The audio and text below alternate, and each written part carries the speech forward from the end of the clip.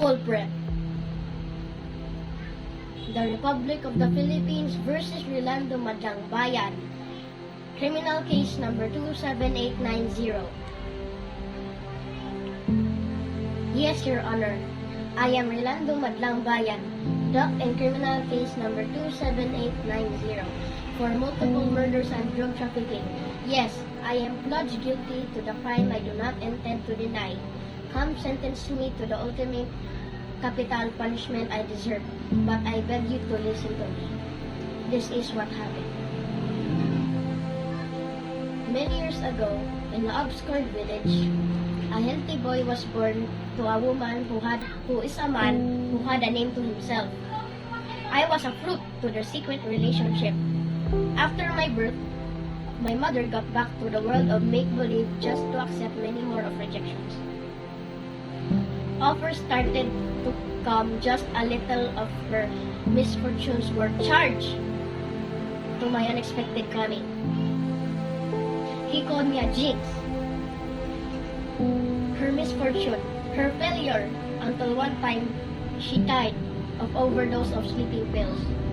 Her untimely death added to my sufferings. My own father, who disowns me for a reason he alone knows.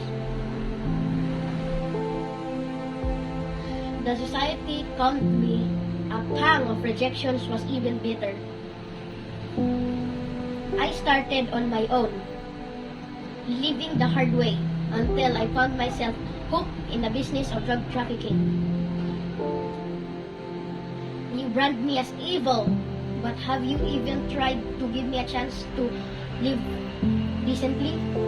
You called me weak, but has that ever crossed your mind that you two share shutting me into a hoodlum? During the pitiful night, there was a raid. We were surrounded by men in uniform. From my place, I know the man who led the raiders team. My own dad. I could have killed him that very night. I could have vindicated the injustice he had.